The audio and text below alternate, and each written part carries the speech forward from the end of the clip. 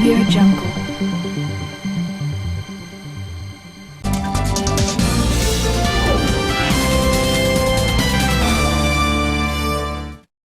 नमस्कार, स्वागत है आप सभी का देश देशांतर में। मैं हूं प्रीति सिंह। केंद्रीय वित्त मंत्री निर्मला सीतारमण की अध्यक्षता में जीएसटी काउंसिल की 43वीं बैठक शुक्रवार को हुई। ये बैठक लगभग 7 महीने के अंतराल पर हुई है। जीएसटी काउंसिल की आखिरी बैठक अक्टूबर में हुई थी और इसके बाद इसे नियमित तौर पर फरवरी में होना था, लेकिन उस समय बजट सत्र था और तभी देश के कुछ राज्यों में चुनाव की वजह से आचार संहिता भी थी। तो तमाम ऐसी परिस्थितियां थी जिसकी वजह से फरवरी में जीएसटी काउंसिल की नियमित बैठक नहीं हो सकी। अब जो बैठक हुई है इसमें छोटे कारोबारियों को कंप्लायंस में ढील दी गई है। साथ ही कोविड और ब्लैक फंगस को लेकर व्यापक चर्चा की गई है और इससे जुड़े कुछ अहम फैसले लिए गए हैं। बैठक में राज्यों और केंद्र शासित प्रदेशों के वित्त मंत्री और केंद्र और राज्यों के वरिष्ठ अधिकारी भी मौजूद रहे। आज हम देश देशांतर में जीएसटी काउंसिल की 43वीं बैठक में लिए गए बड़े फैसलों और इसके प्रभाव से जुड़े तमाम पहलुओं का विश्लेषण करेंगे और इस पर चर्चा के लिए मेरे साथ 2 खास मेहमान जुड़ रहे हैं। मेरे साथ है doctor Subhash Chandra Pandey, former special secretary and financial advisor, ministry of commerce and industry. साथ ही मेरे साथ है Deepshikha Sikarwar, senior editor the Economic Times. आप दोनों मेहमानों का बहुत बहुत शुक्रिया मेरे साथ इस चर्चा में जुड़ने के लिए। पहले मैं डॉक्टर पांडे आपसे समझना चाहूंगी कि जीएसटी काउंसिल की बैठक करीब 7 महीने के अंतराल के बाद तमाम जो हालात हैं इनके बीच ये बैठक कितनी अहम रही और खासकर कोरोना और ब्लैक फंगस से लड़ने के लिए जो भी दवाइयां और उपकरण पर तमाम छूट की बात है, उससे कितना फायदा होता दिख रहा है? प्रीति जी, इस बैठक में जो 2-3 अहम मसलों पर चर्चा हुई है और कुछ बिंदुओं पर कुछ निर्णय लिए जा सके हैं और कुछ पर अभी आगे निर्णय लिए जाना है, उसके लिए एक मंत्रियों का समूह बनाया गया है। तो जो एक बड़ा मुद्दा था कि कोविड से रिलेटेड मेडिसिन्स और मटेरियल्स और इक्विपमेंट, उस पर जीएसटी में छूट देने का और जो आयात किया जा रहा है उस पर भी जीएसटी आईजीएसटी से छूट दिए जाने का। तो इसमें निर्णय ये लिया गया है कि जो रिलीफ मटेरियल है, यानी जो डोनेशन के तौर पर आ रहा है इंपोर्ट, उस पर कोई आईजीएसटी नहीं लगेगी। लेकिन बाकी जो सारे कोविड रिलेटेड मेडिसिन्स और इक्विपमेंट का जो टैक्सेशन का जो पूरा इशू है, उसको उसमें बहुत सारे पेच हैं और आगे चर्चा में हम बताएंगे कि किस प्रकार से केवल जीएसटी को एग्जेम्प्ट करना ही उसकी प्राइस को कम करने में सहायक नहीं है और इसलिए उसको मंत्रियों के समूह को सौंपा गया है जो 8 जून तक उस पर अपनी वो देगा, विवेचना करके अपनी सहमति देगा। तो उससे बड़ा मुद्दा जो था वो है कंपेंसेशन का। आपको मालूम होगा कि जब 2017 में जुलाई 2017 से जीएसटी लागू हुआ था, उस समय राज्यों को केंद्र की तरफ से कानूनन ये गारंटी दी गई थी कि 2015-16 में जितना राजस्व हुआ था उन सभी करों से जो अब जीएसटी में शामिल हो गए हैं, तो उस पर प्रति वर्ष 14% की दर से अगर वृद्धि नहीं होती है तो उसमें जो भी कमी होगी उसकी भरपाई के लिए जीएसटी सेस लगाया जाएगा कुछ कमोडिटीज पर और उस सेस से राज्यों की भरपाई की जाएगी। तो पहले 3 सालों में जो जीएसटी की रेवेन्यू थी वो इतनी ज़्यादा नहीं थी और हम देख रहे थे कि कई महीनों में वो 90,000 करोड़ से भी ज़्यादा नहीं पहुंच पाई। लेकिन पिछले साल ही पहली बार ऐसा हुआ जब सितंबर के बाद से अर्थव्यवस्था ने गति पकड़ी कि वो 1 लाख करोड़ महीने से बढ़कर वो 1,15,000, 1,20,000, 1,25,000 और फिर मार्च के जो रेवेन्यू आया अप्रैल में वो 1,41,000 करोड़ है। तो अब ये गति पकड़ी है और अगले महीने के उसमें संभवतः जो सीमित लॉकडाउन अलग अलग प्रदेशों में हुए हैं उसका जरूर कुछ असर पड़ेगा। लेकिन फिर भी ये है कि जो जीएसटी के जो कर प्रवंचना रोकने के लिए जो उपाय किए गए उसकी वजह से कंपेंसेशन की रिक्वायरमेंट कम होगी और इस समय केंद्र का अनुमान है कि करीब करीब 2,70,000 करोड़ की उसमें कमी होगी, जिसकी 1,10,000 करोड़ की तो भरपाई हो जाएगी इस सेस से और जो बाकी 1,60,000 करोड़ है उसके लिए केंद्र ने कहा है कि पिछले साल की तरह ही वो रिजर्व बैंक के माध्यम से कर्ज लेकर राज्यों को आगे कर्ज उन्हीं शर्तों पर दे देगा। तो ये दो महत्वपूर्ण है। और बाकी कंपेंसेशन को जुलाई जून 22 तक होना है, उसके आगे बढ़ाने के लिए इसका एक विशेष बैठक बुलाने का भी प्रस्ताव है। बिल्कुल, बिल्कुल। दीपशिखा सिकरवार मैम, आपकी नज़र में हम जानते हैं जो हालात हैं फिलहाल वो चुनौतीपूर्ण हैं। ऐसे में जो जीएसटी काउंसिल की ये बैठक है, आपकी नज़र में कितनी अहम रही और आप किन फैसलों को मानती हैं कि उनका लाभ हमें जल्द ही देखने को मिलेगा? देखिए, हम अगर कल के जीएसटी काउंसिल के फैसलों को देखें तो उनको 2-3 बास्केट्स में डाल के देखना ठीक होगा। एक, जो आम आदमी है उसके लिए क्या किया गया, दूसरा जो व्यवसाय जगत है उसके लिए क्या हुआ, और दूसरा जो राज्य और है और केंद्र है उनके अपने उसके लिए उन्होंने क्या किया। तो अगर आप आम आदमी की नज़र से देखें तो जैसा कि सुभाष जी ने भी बताया कि जो आजकल ब्लैक फंगस की बात हो रही है, उसकी जो दवाई है उसके आयात पर आईजीएसटी की छूट दी गई। दूसरा चीज है कि जो हमने देखा कि पिछले दिनों जब कोविड महामारी जो है बहुत तेजी से फैल रही थी, केसेस बहुत बढ़ रहे थे, तो विभिन्न तरह के इक्विपमेंट जो है, मेडिकल इक्विपमेंट, उनकी बहुत ज़रूरत, उनकी कमी महसूस की गई थी और बाहर से उनको लाया जा रहा। तो कल की जो काउंसिल की बैठक है, बहुत सारी कंपनियां जो हैं वो ये आयात करके चैरिटी को दे रही थी, विभिन्न लोगों को दे रही थी जिनको जरूरत थी। तो इस पर आईजीएसटी की छूट नहीं दी गई थी, इस पर भी अब आईजीएसटी की छूट दे दी गई है, तो वो इसमें और ज्यादा से ज्यादा सहयोग दे पाएंगे। दूसरा चीज है कि बहुत सारी जैसे कोविड की वैक्सीन्स हैं और तमाम तरह के इक्विपमेंट हैं, ऑक्सीजन के मेडिकल ग्रेड ऑक्सीजन है, पल्स ऑक्सीमीटर है, इन पे टैक्स कम करने की बात थी, वैक्सीन पे टैक्स हटाने की बात थी और इन पर कम करने की बात थी।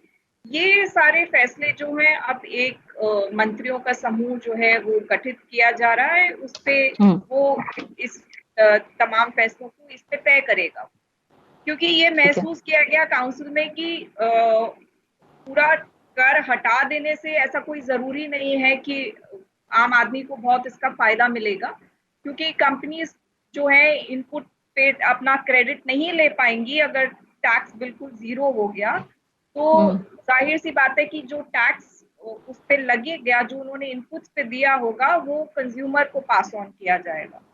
तो इसलिए इसको एक जो मंत्री है वो मंत्रियों का समूह एक इस पे इसको एग्जामिन करे अच्छे से और फिर एक इस पे निर्णय लिया जाए। दूसरा जो चीज है, बहुत सारे और भी फैसले लिए गए, जैसे एजुकेशनल इंस्टीट्यूट्स हैं, वहाँ पे जैसे कैंटीन में खाना दिया जाता है या स्टूडेंट्स को दिया जाता है, उस पे जीएसटी लागू था, तो उस पे जीएसटी की छूट दी गई है। जो आपके कृषि क्षेत्र में जो स्प्रिंकलर्स इरिगेशन सिस्टम के लिए दिए जाते हैं, उसके जो पार्ट्स हैं उस पे छूट दी गई है। दूसरा जो है कि शिपिंग में उस पर जो उनके रिपेयर और मेंटेनेंस के लिए जो सर्विस होती है उस पे भी कर की छूट दी गई है। एक जो बीमारी होती है एलिफेंटाइसिस, जो हाथी पैर जिसको कहा जाता है कॉमन, उसकी जो दवाई है उस पे भी कर की छूट दी गई है। तो ये कुछ है जो फैसले थे, ये कर के छूट भी थी, उसमें राहत दी गई है थोड़ी, और थोड़ी चीजों पर वो मंत्रियों के समूह को उस पर निर्णय छोड़ दिया गया है। दूसरी जो चीज व्यवसाय जगत के लिए हुई है, कंप्लायंसेस जो है, बहुत सारे छोटे व्यवसायी हैं जिन्होंने फॉर्म नहीं भरे हैं, तो उसके लिए एक एमनेस्टी है। रिटर्न्स की तारीख है, चूंकि पैंडेमिक है उसकी वजह से नहीं भर पाए हैं, तो वो लेट फी हटा दी गई है, उसमें राहत दी गई है। तो ये व्यवसाय जगत के लिए ये कुछ फैसले थे। और दूसरा जो था, जो कॉम्पेंसेशन का था, जो राज्यों केंद्र की वित्तीय स्थिति पर है, तो 1,58,000 करोड़ का बोरोइंग जो है, लोन केंद्र सरकार और राज्य सरकार को कॉम्पनसेट करने के लिए जो जीएसटी में शॉर्टफॉल है वो लेना पड़ेगा। इस पे आगे बातचीत और होगी। ठीक है। इस पर भी हम थोड़ा और डिटेल में बात करेंगे, लेकिन इस बीच अगर मैं टैक्स पेयर्स को लेकर बात करूं डॉक्टर पांडे, तो स्मॉल टैक्स पेयर्स का ख्याल रखा गया है। उन्हें आपको क्या लग रहा है, क्या कुछ राहत मिलती दिख रही है? जो एनुअल टैक्स पे रिटर्न में कुछ राहत दी गई है, इसको थोड़ा अगर आप सिंप्लीफाई करके बताएं कि किस तरह का फायदा मिलने वाला है इससे। देखिए, जीएसटी में जो भी रजिस्टर्ड डीलर्स हैं उसमें से करीब 90% छोटे करदाता हैं। बिल्कुल। और उसमें से जो 2 करोड़ तक के सालाना व्यवसाय करने वाले व्यवसायियों के लिए ये छूट दी गई कि जो उनका सालाना रिटर्न है वो उनके लिए ऑप्शनल है, कंपलसरी नहीं है। और किसी भी वजह से जुलाई 17 से अगर किसी का रिटर्न अभी पेंडिंग है, जैसे आपको पता होगा कि पहले क्वार्टरली शुरू हुआ था, फिर मंथली रिटर्न शुरू हुआ था, और फिर बाद में ये हुआ कि क्वार्टरली रिटर्न लेकिन मंथली पेमेंट ऑफ टैक्स, इस तरह के कई एक्सपेरिमेंट अभी तक होते रहे हैं। तो जो ताजा निर्णय ये है कि इसकी वजह से जो भी रिटर्न लेट हुए हैं, क्योंकि छोटे व्यापारियों को उसमें अड़चने आ रही हैं भरने में, तो ये उसकी जो लेट फीस है उसको घटा दिया गया है। अगर किसी छोटे व्यापारी का कोई टैक्स नहीं बनता है तो उसकी लेट फी केवल 500 रुपए पर रिटर्न है, और अगर किसी का टैक्स बनता है तो उसके 1000 रुपए पर रिटर्न है, जो कि पहले 5000 रुपए पर रिटर्न तक का मैक्सिमम लेट फीस तक थी। तो ये लेट फी में और ये अगस्त तक के लिए उनको टाइम भी दिया गया है कि अगस्त तक वो इसको जमा कर दें। तो उसके अलावा मंत्रियों के समूह को ये भी कहा गया है कि ये जो क्वार्टरली रिटर्न और मंथली पेमेंट की स्कीम है, इसको और इसकी विवेचना करें कि क्या ऐसा हो सकता है कि क्वार्टरली पेमेंट और क्वार्टरली पेमेंट रिटर्न भी और क्वार्टरली टैक्स पेमेंट भी, जिससे कि और ज़्यादा सहूलियत मिले। क्योंकि जीएसटी में होता क्या है, जब हम किसी मंथ की सेल करते हैं तो अगले महीने के 25 तारीख तक का समय दिया जाता है कि उस मंथ का रिटर्न आप फाइल कर दें। और ये टाइम इसलिए दिया जाता है कि बहुत सारी सेल जो है बिजनेस क्रेडिट पर करते हैं, तो उनको उसका पैसा नहीं मिल पाता है, लेकिन अगर टैक्स उनसे पहले ही ले लिया जाए जिसका पैसा भी नहीं आया है तो ये उनके साथ अनुचित होगा। लेकिन जैसा जैसा हमने देखा है कि पिछले कुछ समय में छोटे व्यापारियों के लिए पैसे का निकालना कस्टमर्स से, उसमें डिले होता जा रहा है। वो 25 दिन के बजाय 2 महीने 3 महीने और ज़्यादा पेमेंट डिलेज बढ़ रहे हैं। इसकी वजह से ये लगता है कि क्या हम ऐसा कर सकते हैं कि रिटर्न फाइलिंग और टैक्स पेमेंट को डिलिंक कर दें, कि रिटर्न फाइलिंग जरूरी है ताकि टैक्स डिपार्टमेंट को पता चले कि किसने क्या बेचा, कब बेचा और कहां पर चोरी हो रही है। तो ये इस बारे में मंत्रियों का समूह चर्चा करेगा। जहां तक जो दीपिका जी ने जो बात कही कॉमन मैन के पर्सपेक्टिव से, उसको मैं बहुत ही मोटे उदाहरण के तौर पर आपको समझाना चाहता हूं। ठीक है। जैसे एक ऑक्सीजन कंसंट्रेटर को ले लीजिए। मान लिया कोई व्यापारी कहता है कि ये 45,000 का कंसंट्रेटर है और इस पर 12% जीएसटी लगेगी तो हो जाएगा 50,400 रुपए। ठीक है। तो और उस 45,000 में उसने खुद जो चीजें खरीद कर वो बनाया है उस पर उसने 5,000 रुपए टैक्स दिया है। तो जब वो 50,400 लेता है उससे, तो 5,000 तो वो पहले ही सरकार को दे चुका है, तो अब सरकार को वो केवल 400 रुपए देता है। तो अब अगर आज की डेट में आप कहें कि जीएसटी को हमने माफ कर दिया, तो जो खरीदार है वो तो कहेगा कि मुझे आप ये 45,000 में दीजिए, लेकिन 45,000 में देने का मतलब है कि उस व्यापारी को सीधे सीधे 5,000 रुपए का नुकसान हो रहा है। तो वो उसकी कीमत 50,400 से 45 नहीं करेगा, वो कोशिश करेगा कि 50 करे। और जब जीएसटी ही नहीं रहेगा, किसी तरह के रोक टोक नहीं रहेगी, तो और अगर मार्केट में कंपटीशन नहीं है और जो खरीदार है वो बहुत ही डेस्परेट है, तो वो 50 की जगह 55,000 भी कर देगा, तब भी कोई उसको अंतर नहीं पड़ेगा। तो सरकार का ये मानना है कि जो हम इस तरह से वो करते हैं, सरकार किसी भी चीज की अगर वो बढ़ाना चाहती है, कीमत को कम करना चाहती है कंज्यूमर के इंटरेस्ट में, तो उसका सबसे अच्छा रास्ता है उसकी सप्लाई बढ़ाना। चाहे इंपोर्ट के माध्यम से या और नए डोमेस्टिक प्रोड्यूसर के माध्यम से सप्लाई बढ़ाना ही गवर्नमेंट पॉलिसी होना चाहिए। प्राइस में किसी तरह की टिंकरिंग मार्केट में अपने आप एडजस्ट कर लेती है और वो सफल नहीं होती। सरकार को बिजनेस करना नहीं आता, वरना कितने सरकारी उपक्रम घाटे में नहीं होते।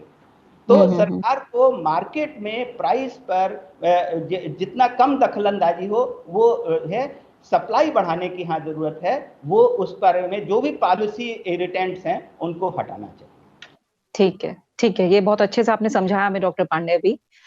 इसके अलावा और जैसे आपने बात करी थी कि अगर व्यापार जगत को देखें दीपशिखा मैम, तो छोटे और मध्यम कारोबारियों को जो राहत की बात है उसमें एमनेस्टी स्कीम का जिक्र हुआ है। तो थोड़ा मैं चाहूंगी ये थोड़ा सा आप क्लियर करें कि ये जो एमनेस्टी स्कीम है वो क्या है और इसका लाभ कैसे मिल सकता है? देखिए, बहुत सारे ऐसे व्यापारी हैं, क्योंकि कोविड चल रहा है पिछले 1 साल से, और हाँ। जाहिर सी बात है कि जगह जगह राज्यों में पहले तो नेशनल लॉकडाउन था, फिर वो धीमे धीमे खोला, और अब जब सेकेंड वेव आई है तो बहुत सारे राज्यों में भी रिस्ट्रिक्शंस लगाए गए हैं।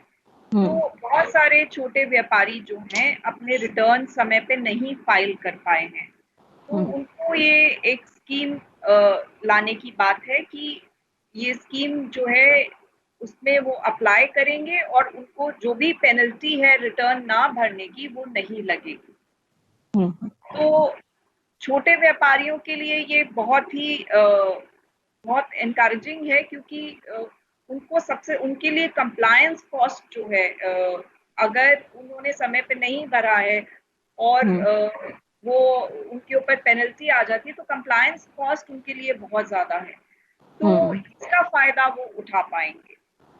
हालांकि बहुत सारे जो विशेषज्ञ हैं उनका ये मानना है कि इस तरह की सुविधा जो है बड़े व्यवसायी जो हैं उनको भी मुहैया करानी चाहिए, और जीएसटी काउंसिल को इस पे निर्णय लेना चाहिए था। ऐसी डिमांड उद्योग जगत की तरफ से आ रही है, लेकिन फिलहाल अभी ये निर्णय जो है ये छोटे व्यापारियों के लिए ही रखा गया। ठीक है। और क्योंकि एक इन्वर्जन ड्यूटी की भी बात थी, जो चीजें मैं चाहती हूँ थोड़ा सा क्लियर हो डॉक्टर पांडे, इन्वर्जन ड्यूटी में बदलाव पर कोई फैसला नहीं लिया गया, क्या ये समय मुफीद नहीं है इसमें चेंजेस के लिए? तो ये किस तरह से प्रभाव डालेगा इसको चेंज ना करना? जी हाँ, इस बारे में व्यवसाय जगत की, डोमेस्टिक इंडस्ट्री की हर जीएसटी काउंसिल से उम्मीद होती है कि कभी वो सही वक्त आएगा जब इन्वर्टेड ड्यूटी स्ट्रक्चर पर बात होगी, या 4-5 स्लैब्स से 3 स्लैब रेट पर मूवमेंट की बात होगी, रेट रैशनलाइजेशन की तरफ होगा। लेकिन अनफॉर्चुनेटली हर वक्त वो ये सही समय पोस्टपोन होता जा रहा है। और जिस तरह का जो जैसे मैंने बताया कि जो इसमें टैक्स शामिल हुए हैं जीएसटी में, मुख्य रूप से 2 हैं। केंद्रीय उत्पाद कर जो कि फैक्ट्री गेट पर लगता था, और बिक्री कर जो रिटेल एंड पर लगता था। तो जब कोई किसी इनवॉइस में हम देखते हैं 28% या 18%, 12%, तो पहले केवल सेल्स टैक्स ही उसमें इनवॉइस में दिखता था, लेकिन अब जो जीएसटी दिखता है उसमें सेल्स टैक्स ही शामिल नहीं है, बल्कि उसमें सेंट्रल एक्साइज ड्यूटी और भी कई टैक्सेस शामिल हैं जो पहले प्राइस का पार्ट होते थे, अलग से दिखते नहीं थे। तो इसलिए लोगों को लगता है कि जीएसटी का रेट ज्यादा है। और कुछ मामलों में ये कि शुरुआत से ऐसा रहा कि हमने कुछ आइटम्स को, मास कंजम्पशन के आइटम्स को एग्जेम्प्ट किया या लो रेट पर रखा, तो कुछ व्हीकल्स और कुछ दूसरे आइटम्स जो हैं वो बहुत हाई रेट पर है, जो धीरे धीरे कम हो रहा है। तो इस तरह के है कि एक सही समय वो आना ही है जब ये कन्वर्जेंस होगा कि हम मूव कर सकें 5, 10, 25 या 5, 10, 20 इस तरह के 3 रेट स्ट्रक्चर पर, क्योंकि सरकार को राजस्व तो चाहिए ही, और इसलिए इस प्रकार की कोई भी किसी भी प्रकार की डिमांड कि इस पर उस पर टैक्स कोई पर छूट दी जाए, तो सरकार तो इस हाथ से लेकर उस हाथ से खर्च करती है। सरकार के अपना कोई वो नहीं, इन्हीं करों से ही राजस्व आता है। तो अगर ये 1 लाख करोड़ पर मंथ आता है, 12 लाख करोड़ रुपए, तो उसमें 6 लाख करोड़ स्टेट्स का और 6 लाख करोड़ सेंटर का। लेकिन आप देखिए सेंटर का बजट इस साल का है 35 लाख करोड़, तो 35 लाख करोड़ का सालाना बजट कैसे चलेगा अगर राजस्व में छूट ही दी जाए। तो ये जैसे जैसे टैक्स बेस बढ़ेगा रेट्स भी कम होंगे, लेकिन इन्वर्टेड ड्यूटी स्ट्रक्चर जिसमें कि जिस सामान को बनाते हैं फिनिश्ड गुड्स उसके इंपोर्ट पर ड्यूटी कम लगती है और जिससे बनाते हैं उस पर ज्यादा लगती है, इस पर विचार नहीं हो सका क्योंकि जो उसके इनपुट्स हैं, जो रॉ मटेरियल हैं, वो बहुत सारे सेक्टर्स में यूज होते हैं, केवल उसी चीज में यूज नहीं होते हैं जिसके लिए मांग की जा रही है। और ये सरकार के लिए बड़ी भारी सरदर्दी है कि अगर चाहे प्लास्टिक हो, केमिकल्स हो, स्टील या मेटल्स हैं, जो किसी एक काम में आ रहे हैं, जो कोई बैलगाड़ी का टायर बन रहा है तो उसके लिए भी रबर की जरूरत है, और मर्सिडीज गाड़ी का टायर बन रहा है उसके लिए भी रबर की जरूरत है। तो अगर ये कहें कि रबर पर टैक्स इस तरह से किया जाए कि वो अगर इसमें यूज हो तो ये टैक्स है, इसमें यूज हो तो ये टैक्स है, तो टैक्सेशन सिस्टम बहुत कॉम्प्लिकेटेड हो जाएगा एंड यूज। तो इसी वजह से, क्योंकि ये इतना कॉम्प्लिकेटेड मसला है इन्वर्टेड ड्यूटी का, कि जिस चीजों पर इन्वर्टेड ड्यूटी है वो raw material generally multi use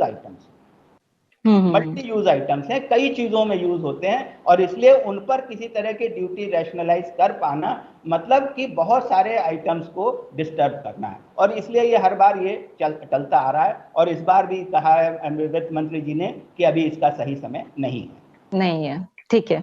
और जी दीपशिखा मैम बताइए। प्रीति, मैं इसमें दो आइटम थे जिनके ऊपर चूंकि ये इन्वर्टेड ड्यूटी स्ट्रक्चर बन रहा है और उस पर बहुत समय से उनके जो कंपनीज हैं उनकी मांग आती रही है। एक फुटवेयर और दूसरा जो है टेक्सटाइल्स का हमारा उद्योग जो है। तो टेक्सटाइल्स के पूरे क्षेत्र में अलग अलग रेट्स हैं, यार्न में अलग है रेट, फैब्रिक में अलग है रेट, और उसके कारण बहुत डिस्टॉर्शन हो रहा था।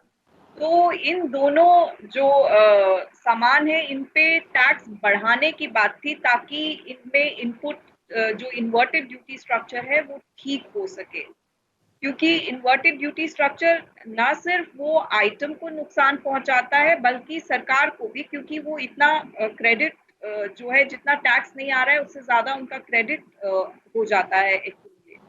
तो इन दोनों को ठीक करने की बात थी, लेकिन ये समय नहीं है कि टैक्स की दर को बढ़ाया जा सके, और वित्त मंत्री ने इसीलिए कल ये कहा कि ये महसूस किया गया काउंसिल में कि अभी नहीं सही समय, अगली बार देखा जाए। ठीक है। और दीपशिखा मैम, जो हम कंपनसेशन की बात कर रहे हैं, जो राज्यों को जीएसटी से होने वाले राजस्व नुकसान की भरपाई के लिए आप लोगों ने भी बताया कि 1.58 लाख करोड़ रुपए का कर्ज केंद्र लेगा, और अब ये देखना होगा कि राज्यों को 2022 से आगे मुआवजे के भुगतान पर जो विचार होगा वो जीएसटी परिषद का विशेष सत्र का आयोजन होगा, मीटिंग होगी और उस पर विचार होगा। लेकिन अभी जो हालात हैं उन्हें देखकर आपको क्या लग रहा है, कोई एक राय बनेगी या केंद्र बहुत आसानी से इन परिस्थितियों के बीच तैयार होता दिख रहा है आगे के लिए, या राज्य जो है वो केंद्र की बात मानते तैयार दिख रहे हैं? इसको लेकर आगे दिशा अभी कैसे दिख रही? देखिए, जब जीएसटी का पूरा खाका बन रहा था तो राज्यों को ये केंद्र की तरफ से एश्योरेंस दिया गया था कि जो भी उनका नुकसान होगा जीएसटी में आने के लिए, जीएसटी एक बहुत बड़ा रिफॉर्म है, तो राज्य जो अपने कर लगाते थे उनको भी जीएसटी में शामिल किया गया है। वो भी अपने पावर्स छोड़ रहे थे, केंद्र भी अपना पावर छोड़ रहा था। तो केंद्र जो है वो कॉम्पनसेट करेगा जो भी रेवेन्यू का नुकसान। लेकिन जो दर रखी गई थी कि जिस तारीख पे हम आपका कैलकुलेशन कर रहे हैं, 18% का ग्रोथ रेट रखा गया था, तो उस दर से आपका कॉम्पनसेशन हम तय करेंगे। लेकिन हालात जो है, आर्थिक स्थिति जो है, आप देखिए पिछले साल जो है आर्थिक स्थिति बहुत, क्योंकि लॉकडाउन था, उसके बाद हम उससे निकले लॉकडाउन से, तो आर्थिक स्थिति बहुत अच्छी नहीं रही है और उसका असर जो जीएसटी कलेक्शन से उन पे भी पड़ा। तो जीएसटी कलेक्शंस जो है दिवाली के बाद उनमें थोड़ा सुधार हुआ है। इस साल भी ऐसा लग रहा है कि अभी डेटा उतना आ नहीं रहा है, लेकिन अगर हम ई वे का डेटा देखें तो वो अप्रैल का डेटा इम्पैक्ट हुआ है। तो अब मई में कलेक्शंस आएंगे, नंबर आएगा तो पता चलेगा। तो जाहिर सी बात है कि असर तो हो रहा है और उसका इम्पैक्ट जो है राज्यों पर भी पड़ेगा, केंद्र के रेवेन्यूज पर भी पड़ेगा। लेकिन केंद्र ने अंडरटेकिंग दिया था कि जो रेवेन्यू लॉस होगा उसकी हम भरपाई करेंगे। तो राज्यों को भी अगर हमें आगे बढ़ना है और हम चाहते हैं कि ये देश आगे बढ़े, तो जाहिर सी बात है कि राज्यों को भी फंड्स की जरूरत पड़ेगी। लेकिन क्या केंद्र जो है वो बोरोइंग करे और उसकी भरपाई राज्यों को वो पैसे देता रहे? केंद्र की भी अपनी जिम्मेदारी है, सुरक्षा की जिम्मेदारी है और खर्चे हैं केंद्र के। तो ये इस दोनों के बीच में दोनों जो धड़े हैं उनको एक बैलेंस बनाना पड़ेगा, एक बैलेंस व्यू लेना पड़ेगा। बहुत सारे राज्य हैं जो उनका मत ये भी है कि हम केंद्र के ऊपर ये अब बहुत लंबा प्रेशर नहीं डाल सकते हैं, क्योंकि और भी जिम्मेदारियां हैं जो केंद्र के ऊपर आ गई हैं, खासतौर पे सुरक्षा के खर्चे की, जिसमें बढ़ोतरी हुई है। हमने देखा है कि उसमें बराबर बढ़ोतरी। तो ये देखिए, राजनीति का जो प्रेशर है वो तो रहेगा ही और वो आएगा इस बातचीत में, खासतौर पे चूंकि कॉम्पनसेशन का मामला है और केंद्र का कमिटमेंट रहा है। एक बैलेंस्ड व्यू आशा की जाती है कि शायद कुछ निकल के आएगा, कोई हल निकल के आएगा, जैसा ये बोरोइंग का एक हल निकला था पिछले साल में। हो सकता है कि कोई हल ऐसा ही कुछ निकल के आ जाए। ठीक है, ठीक है। और आखिर में डॉक्टर पांडे, इस काउंसिल की मीटिंग से, क्योंकि लंबे अंतराल के बाद हुई, जो उम्मीदें थी आपको लगता है वो पूरी हुई हैं या कुछ और स्टेप्स थे जिनकी उम्मीद की जा रही थी? कुल मिलाकर क्या आपको आगे की दिशा दिख रही? जैसा मैंने शुरुआत में ही कहा कि सबसे कंपेंसेशन का इशू मैक्रो लेवल पर बहुत इम्पोर्टेंट है। दीपिका जी की बात में थोड़ा सा संशोधन करना चाहूंगा। 18% नहीं, 14% प्रति वर्ष का गारंटी था 15-16 की रेवेन्यू के ऊपर। तो देखिए, जून 22 से इसका आगे बढ़ना तो तय है। वो इसलिए क्योंकि पिछले साल जो 1,10,000 करोड़ की बोरोइंग की गई और इस बार 1,60,000 या उससे ज्यादा जो भी बोरोइंग है, इस बोरोइंग को चुकाने के लिए भी सेस तो उसके आगे तक चलेगा ही चलेगा, और कुछ नहीं तो कम से कम इस बोरोइंग को चुकाने के लिए। तो इसलिए ये समय की वो है कि इसमें डिस्कस ये करना है कि किन चीजों पर सेस लगाया जाए, क्योंकि इस समय ये भी एक पक्ष ये भी कह रहा है कि जीएसटी को अगर आप कम करेंगे तो डिमांड को बूस्ट मिलेगा, और ऐसे में अगर आप सेस ज्यादा लगाएंगे तो डिमांड और कम होगी और टैक्स कलेक्शन और कम होगा। तो इस कैच 22 सिचुएशन में है। तो हमें ये इस विशेष सत्र में ये तो पक्की बात है कि जून 22 तक ये नहीं चलेगा, इसके आगे भी चलेगा, इस बोरोइंग को चुकाना भी है इस सेस। लेकिन किन चीजों पर सेस लगाया जाए और कैसे, कितने धीमे उसको हम 2 साल में कर सकते हैं या 3 साल में एक्सटेंड कर सकते हैं, इन चीजों पर चर्चा होगी। बढ़ना तो इसका लगभग तय है। ठीक है, और इसी के साथ समय ही पूरा हो गया है। डॉक्टर पांडे आपका और दीपशिखा सिकरवार मैम, आप दोनों मेहमानों का फिलहाल बहुत बहुत शुक्रिया हमारे साथ इस चर्चा में शामिल होने के लिए। तो जाहिर तौर पर कोरोना संकट की वजह से तमाम जो स्थितियां पैदा हुई हैं उसकी पहले कल्पना नहीं की गई थी, और कोविड-19 की जो दूसरी लहर है उससे आर्थिक गतिविधियां भी प्रभावित हुई हैं, और तमाम और चीजें हैं जिनको लेकर थोड़ा सा मैं कहूं कि स्मूथनिंग की जरूरत थी, एक सपोर्ट की जरूरत थी। तो अभी हम देखें तो जिस तरह से इस चर्चा में बातें निकल के आई हैं, अर्थव्यवस्था पर जो दबाव बढ़ा है उसको कहीं ना कहीं एक सपोर्ट देने की कोशिश की गई है, और तमाम चैलेंजेस के बीच इस बैठक से जरूर कुछ राहत के संकेत हमें मिलते दिखाई दिए हैं। इसी के साथ देश देशांतर में फिलहाल इतना ही। आप इस कार्यक्रम को YouTube पर भी देख सकते हैं। आप सभी अपना अच्छे से ख्याल रखिए और मुझे इजाजत दीजिए। नमस्कार।